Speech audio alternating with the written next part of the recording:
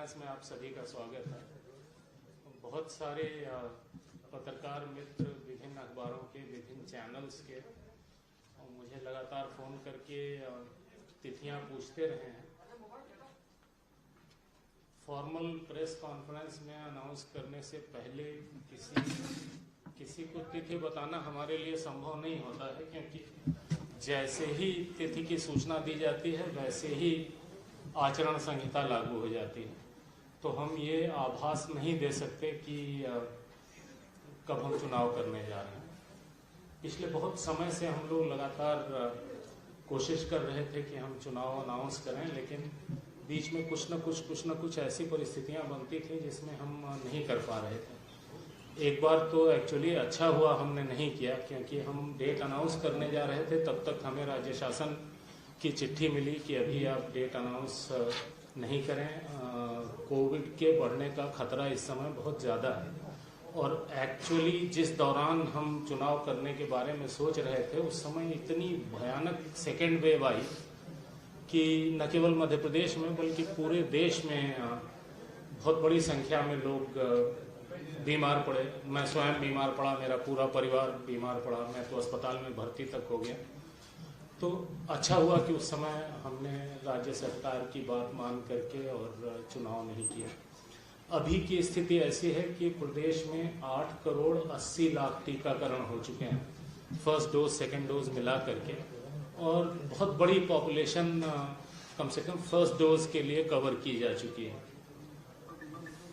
Covid cases ज़्यादा नहीं है, लेकिन चुनाव के दौरान हम किसी तरीके की लापरवाही कोविड को लेकर के नहीं होने देंगे।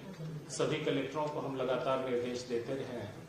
अभी भी हमारा पूरा जोर इस बात पर होगा कि चुनाव के दौरान जो कोविड अप्रोप्रिएट बिहेवियर है उसका पालन सभी लोग करें, मतदाता भी, हमारे मतदान कर्मी भी और सभी अधिकारी जो लॉ एंड ऑर्डर ड्यूटी में लगे हैं, जो मतदान के कार्य में लगे हैं।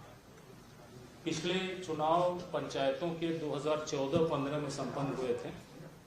भाई थोड़ा शांतिपूर्वक 2014-15 में हुए थे। उसमें 841 जिला पंचायत सदस्य, सारी जानकारी हम आपको देंगे। आपको नोट करने की बहुत ज़्यादा चीज़ों की आवश्यकता नहीं पड़ेगी, बट जानकारी तभी देंगे जब आप बाहर निकलेंगे, नहीं तो मेरी बात कोई सुनेगा नहीं। 841 जिला पंचायत सदस्य, 6774 जनपद पंचायत सदस्य, 22,604 सरपंच, 3,60,847 पंच पद के लिए निर्वाचन कराए गए थे। इन सभी का कार्यकाल मार्च 2020 में खत्म हो चुका है। तो बहुत लंबा समय इस बीच में गैप हुआ विभिन्न कारणों से, जिसमें कोविड एक बहुत बड़ा कारण है। इस बीच में मध्य प्रदेश शासन एक अध्यादेश लेकर के आया 21 नवंबर 2021 को, अभी कुछ दिन पहले, और इसके अनुसार उन्होंने एक धारा 9 क अंतर स्थापित की, जिसके अनुसार अब 2014 की स्थिति बहाल हो गई। तो हमें, चूंकि हम बहुत ज़्यादा जल्दी में थे उस समय चुनाव कराने की, हम शायद 22 तारीख को 22-23 के आसपास हम चुनाव की घोषणा कर देते, लेकिन इस अध्यादेश से हम थोड़ा सा सेटबैक हुए। लेकिन जो मतदाता सूची है वो तो पूरी हमारे पास पहले से तैयार थी, केवल एरिया बदल गया। इस दौरान 14 से लेके 19 तक जितनी नई ग्राम पंचायतें बनी थीं वो विलोपित हो गई।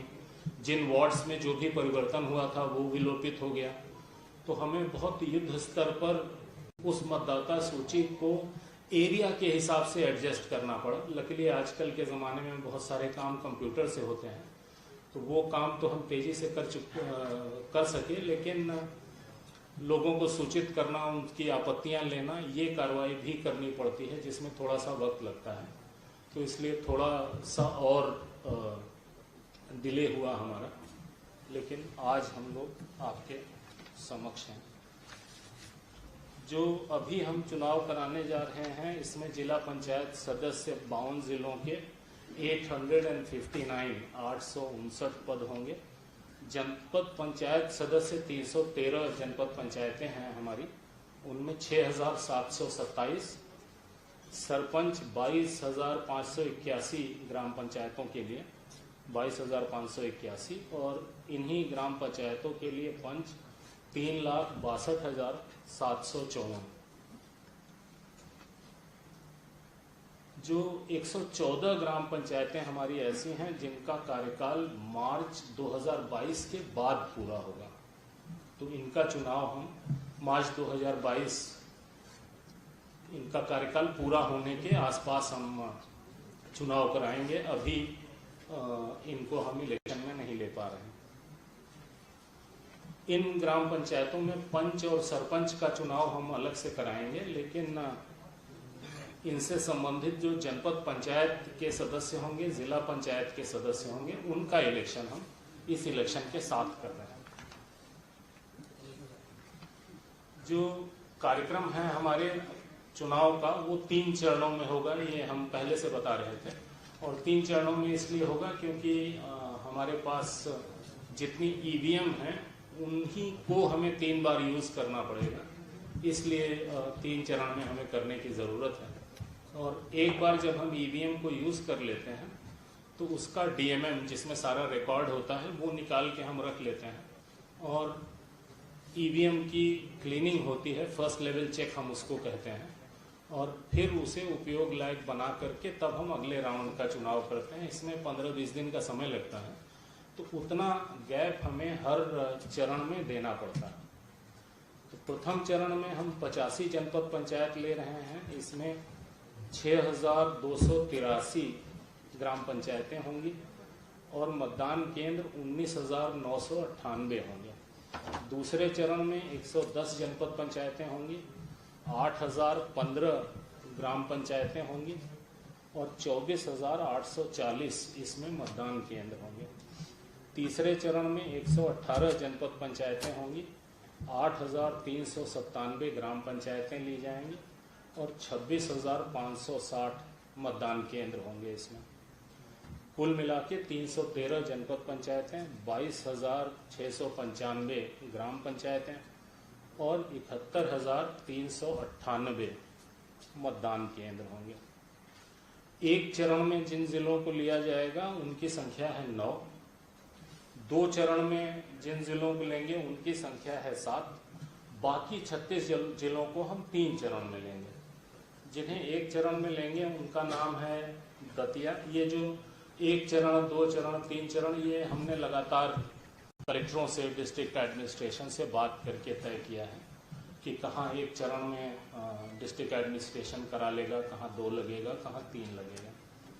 तो प्रथम एक चरण में होने वाले जिले हैं 9, दतिया, हरदा, नरसिंहपुर, पन्ना, अलीराजपुर, निवाड़ी, इंदौर, ग्वालियर और भोपाल।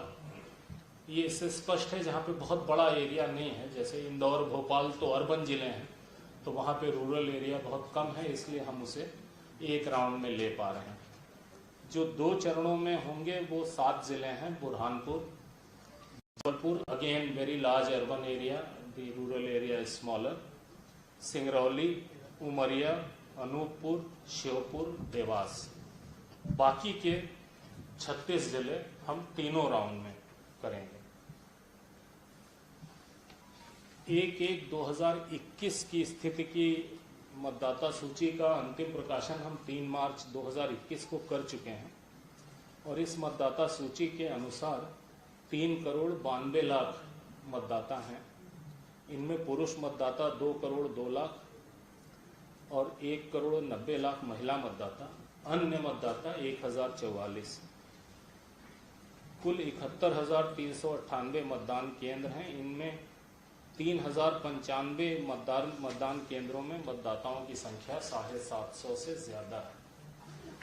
निर्वाचन के कार्यक्रम में 4,25,000 मतदान कर्मी नियुक्त होंगे।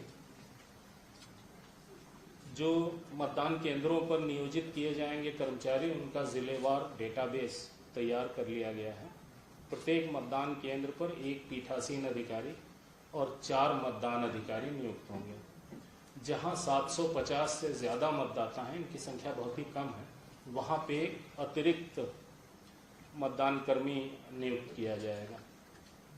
पंचायत निर्वाचन हेतु जिस विकासखंड में निर्वाचन संपन्न होगा, जिले के भीतर उससे भिन्न विकासखंड के कर्मचारी रैंडमाइजेशन पद्धति से नियोजित किए जाएंगे, ताकि वहीं का कोई आदमी वहां पर ड्यूटी न करे।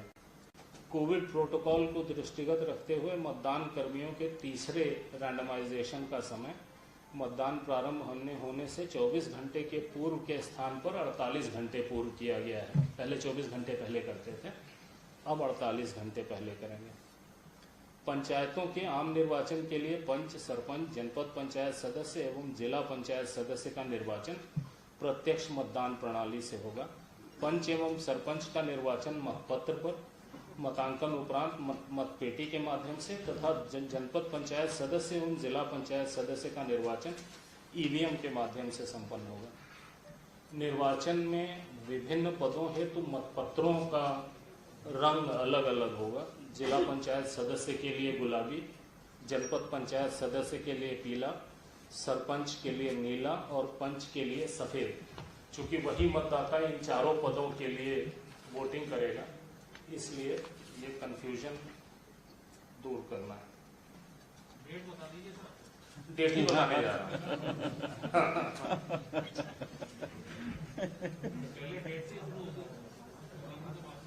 प्रसाद पहले बंट गया तो कथा कौन सुनेगा।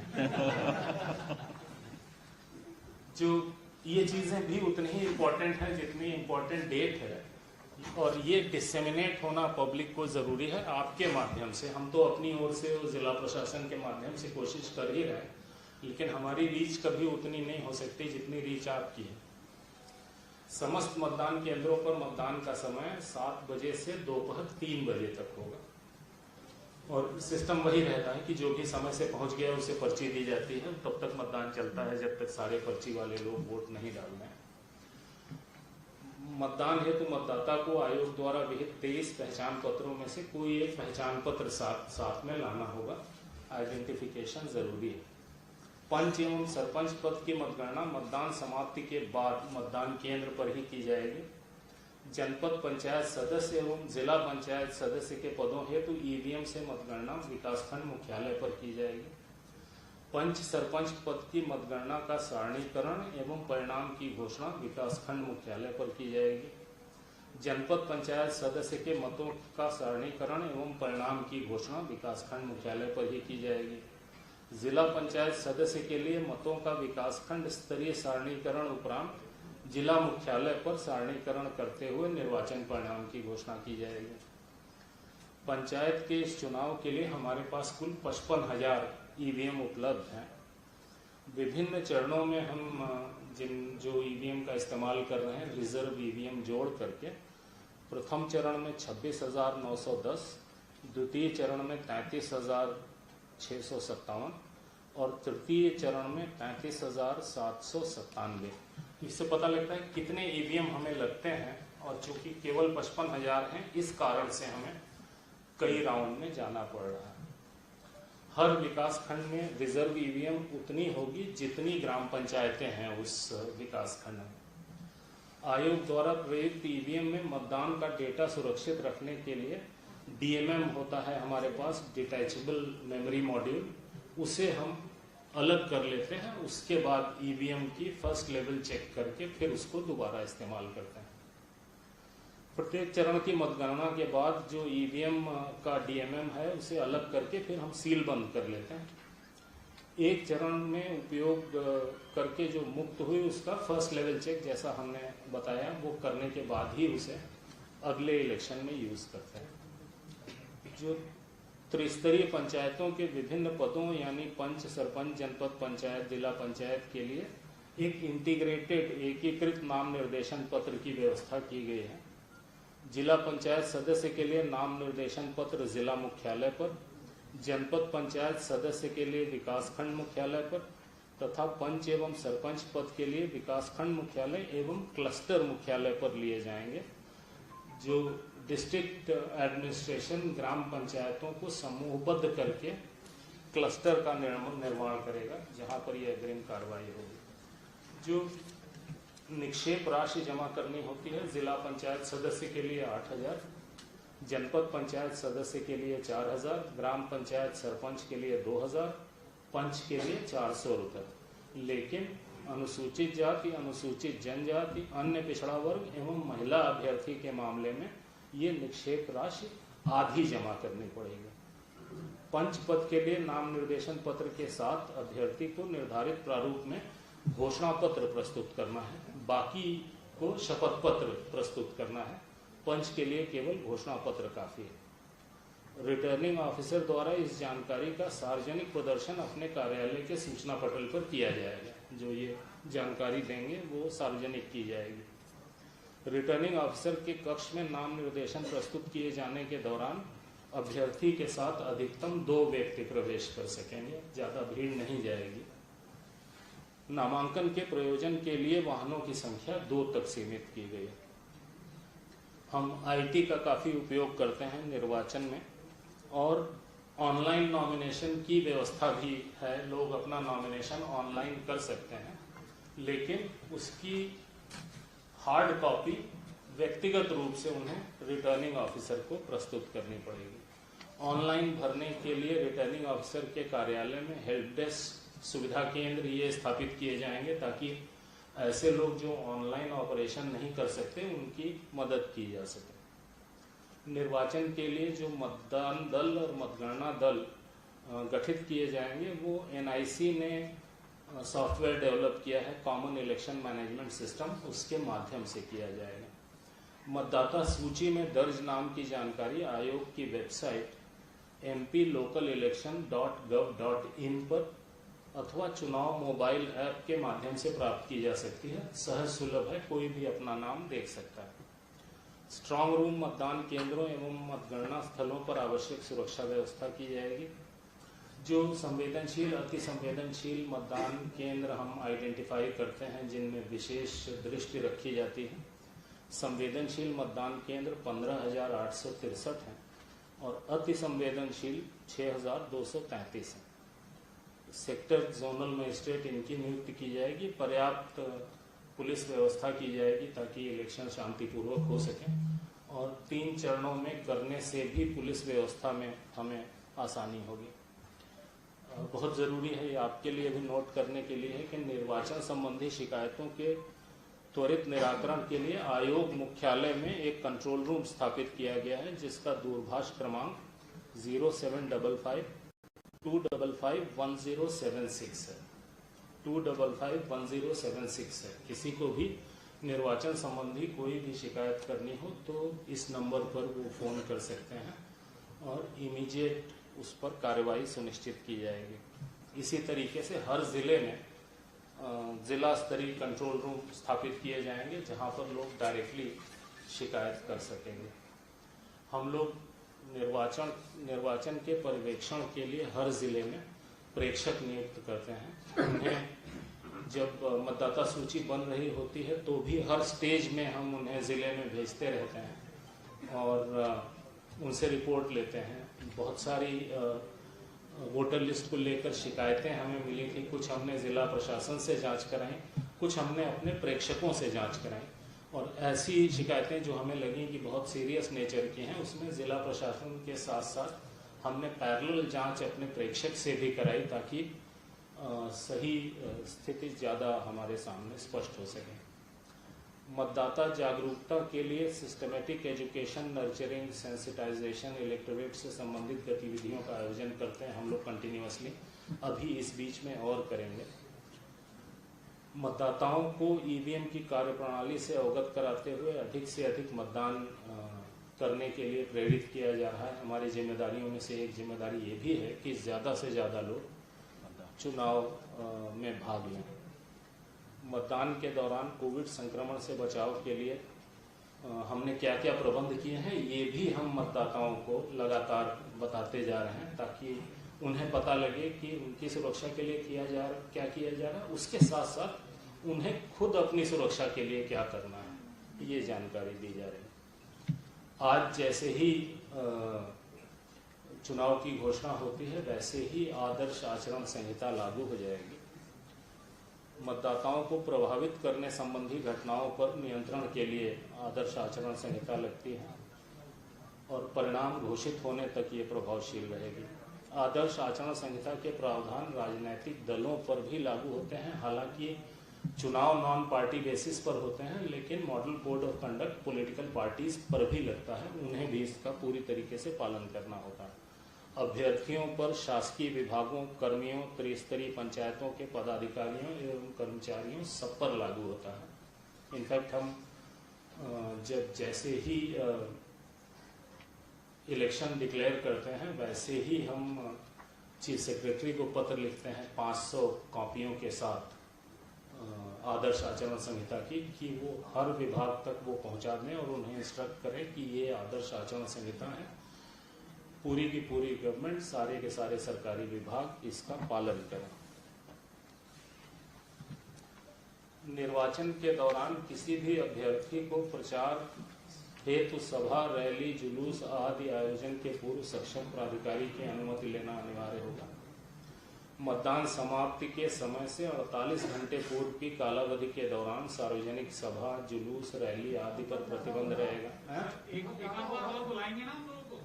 अंतिम पैराग्राफ तक पहुंचा हूं, धीरे छूट गया। ये सब नहीं मिलेगा आपको, मुद्दे की बात मिलेगी। नहीं, आपका सदैव स्वागत है। हम भागते इसलिए हैं क्योंकि आप केवल डेट पूछते हो जो हम बता नहीं सकते। आज हम बता सकते हैं तो हमने खुद सबको बुलाया। ठीक है। आयोग ने कोविड से बचाव के लिए ढेर सारे निर्देश जारी किए हैं, वो वही हैं जिनसे आप बार बार परिचित हैं। तो जो आप चाहते हैं वो बता दें आपको। निर्वाचन की सूचना का प्रकाशन और नाम निर्देशन पत्र प्राप्त करना, ये प्रथम चरण के लिए 13/12/2021 यानी 13 तारीख से निर्वाचन की सूचना का प्रकाशन किया जाएगा और नाम निर्देशन पत्र प्राप्त करना शुरू हो जाएगा। नाम निर्देशन पत्र प्राप्त करने की अंतिम तारीख 20 दिसंबर। नाम निर्देशन पत्रों की संवीक्षा यानी जांच 21 दिसंबर। नाम वापस लेने की अंतिम तारीख 23/12 और इसी दिन सिंबल अलॉटमेंट होगा। मतदान यदि आवश्यक हो, हम ऐसा इसलिए कहते हैं कि पंच के पद के लिए कई बार कुछ जगहों पर या कई जगहों पर इलेक्शन नहीं होते हैं। मतदान 6 जनवरी 2022 पहले चरण का।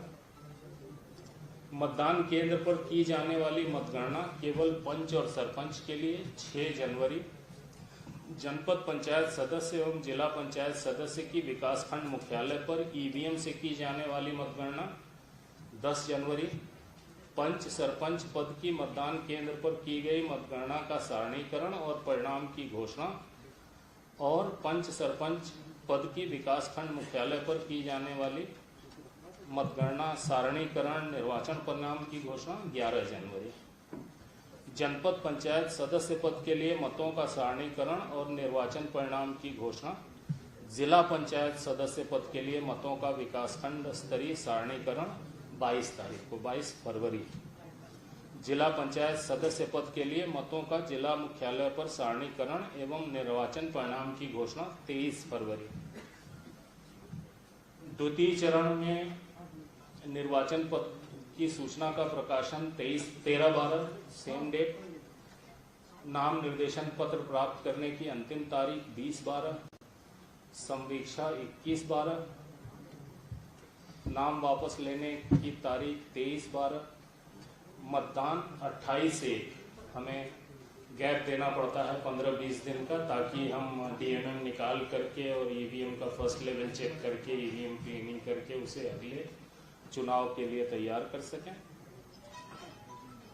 मतगणना पंच सरपंच की 28/1, जनपद पंचायत सदस्य एवं जिला पंचायत सदस्य की विकासखंड मुख्यालय पर ईवीएम से की जाने वाली मतगणना 1 फरवरी, पंच सरपंच पद की मतदान केंद्र पर की गई मतगणना का सारणीकरण और परिणाम की घोषणा 2 फरवरी, जनपद पंचायत सदस्य के लिए सारणीकरण और घोषणा 22 फरवरी, और जिला पंचायत के सदस्य के लिए सारणीकरण उनके मतों का, और 23 फरवरी को जिला मुख्यालय पर जिला पंचायत के सदस्य के निर्वाचन परिणाम की घोषणा। तीसरे राउंड के प्रकाशन और नाम निर्देशन प्राप्त करना 30 दिसंबर के अंदर करना हमारे लिए आवश्यक है। नाम निर्देशन प्राप्त करने की अंतिम तारीख 6 जनवरी, जांच 7 जनवरी, नाम वापस लेना और प्रतीक आवंटन 10 जनवरी, मतदान 16 फरवरी। तो मतदान 6 जनवरी, 28 जनवरी और 16 फरवरी, ये 3 राउंड के मतदान हैं। 16/2 को पंच सरपंच की मतगणना, जनपद पंचायत सदस्य और जिला पंचायत सदस्य के मतों की गणना 20 फरवरी, पंच सरपंच पद की मतदान केंद्र पर की गई मतगणना का सारणीकरण और परिणाम की घोषणा 21 फरवरी, जनपद पंचायत के लिए परिणाम घोषणा 22 फरवरी, जिला पंचायत का सारणीकरण होगा उस दिन, और अगले दिन 23 फरवरी को जिला पंचायत सदस्य के पद के लिए सारणीकरण और निर्वाचन परिणाम की घोषणा होगी। ये पूरी जानकारी है जी। अंतिम परिणाम 23 फरवरी, ये जानकारी आपको दे दी जाएगी।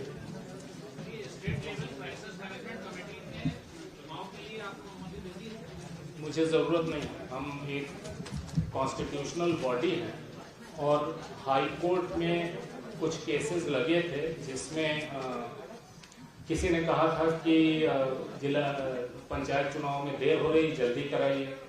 किसी ने कहा था कि कोविड फैल रहा है, जल्दी करिए। आज की तारीख में एज ऑफ टुडे पूरे प्रदेश में 128 केस है। 52 जिलों में 128 केस बहुत ही छोटा नंबर है, तो परिस्थितियां अनुकूल हैं चुनाव की। टोटल 128 हैं पूरे प्रदेश में। आईएएस ऑफिसर एसोसिएशन ने अपना कार्यक्रम स्थगित कर दिया। हाँ, उसके हम भी आईएएस अधिकारी हैं भूतपूर्व। उसके कई कारण हैं, कोरोना उसका कारण नहीं है। शांत रहे तो बात सुनाई देगी जी।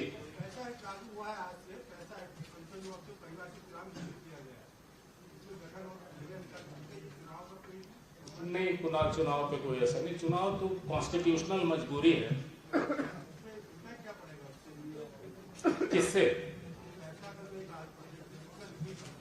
कोई चुनाव तो अपनी जगह है, that is in its own place. अगर कोरोना के केसेस बढ़ते हैं तो चुनाव को भी फिर आगे बढ़ाएंगे। अगर हमें स्पेकुलेशन करना ही है तो अच्छा किया जाए ना, खराब स्पेकुलेशन क्यों करना है। जब जैसी परिस्थिति बनेगी तब तैसा निर्णय लेंगे। चुनाव कभी भी इस तरीके से नहीं किए जाएंगे कि आम जनता के जान माल स्वास्थ्य को किसी भी प्रकार का खतरा है। पहले भी जब हम चुनाव की बात कर रहे थे तो हम ये कहते थे कि कोविड पर दृष्टि रहेगी और पूरी कोशिश हमारी ये होगी कि हमारे कारण, चुनाव के कारण कोविड के केसेस की बढ़ोतरी न हो। और हम डेली रिपोर्ट लेते हैं हेल्थ डिपार्टमेंट से कि कितने टीकाकरण हुए और कितने केसेस हुए, कितने नए केसेस हुए, कितने पुराने लोग ठीक होकर के वापस गए, जो केसेस हैं उनमें सीरियस कितने हैं, ये भी हम लेते हैं। तो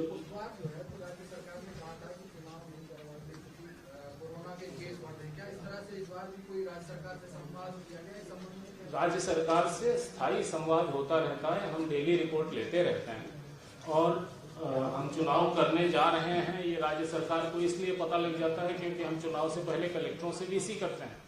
कलेक्टरों से वीसी करने के लिए जीएडी की अनुमति लगती है कलेक्टर को कि वो वीसी अटेंड कर सके। तो हमारे यहाँ से चिट्ठी जाती है जीएडी को कि कलेक्टरों को अनुमति दीजिए, हम इस तारीख को इतने बजे वीसी करना चाहते हैं। हाँ,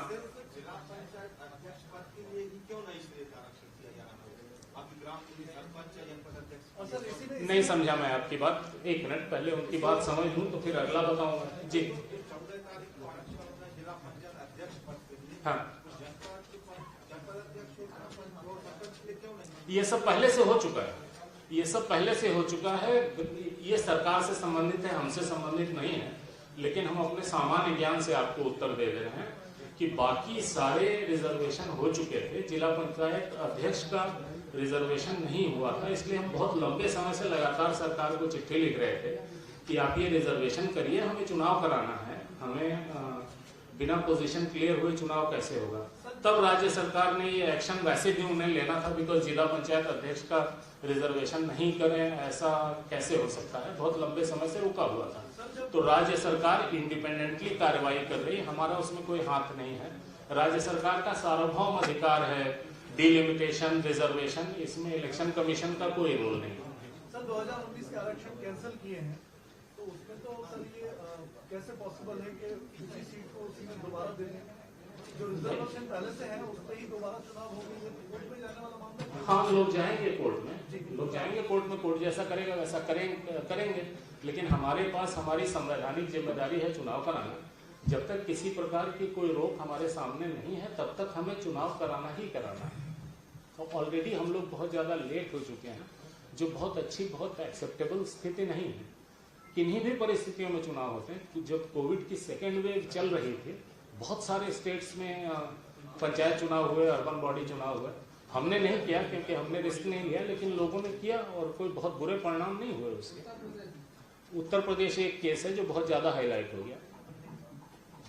इसके मॉडल कोर्ट में और असेंबली के जो इलेक्शन होते हैं उसके मॉडल कोर्ट में कुछ फर्क है? एक ही जैसा होता है। हम आपको मॉडल कोर्ट की भी कॉपी देंगे, बहुत बारीकी से देख सकेंगे।